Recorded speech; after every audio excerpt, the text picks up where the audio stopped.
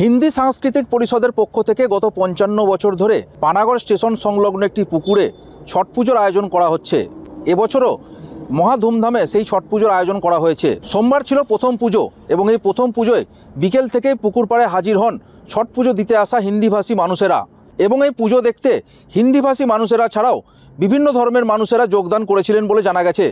হিন্দি সাংস্কৃতিক পরিষদের পক্ষ থেকে দাবি করা হয়েছে এবছর ছট পুজো দিতে আসেন প্রায় 15,000 মানুষ এবং এই পুজো দিতে আসার জন্য যাতে কোনো অপ্রীতিকর ঘটনা যাতে না ঘটে তার জন্য পুকুরের চারিপাশে লাগানো হয়েছিল সিসিটিভি ক্যামেরা।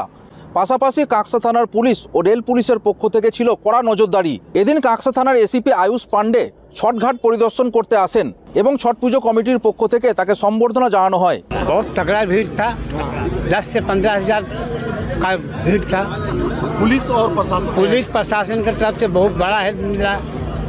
प्रशासन भी, पुलिस डिपार्टमेंट भी, CISF भी, आपका मेडिकल टीम भी, फायर वाला भी, सभी बहुत तन मन से सहयोग दिया है, तभी हम लोग सक्सेस हुए। হিন্দি সাংস্কৃতিক পরিষদের পক্ষ থেকে ছট পুজো উপলক্ষে নানান ধর্মীয় অনুষ্ঠানের আয়োজন করা হয়েছে পুকুর চত্বরে।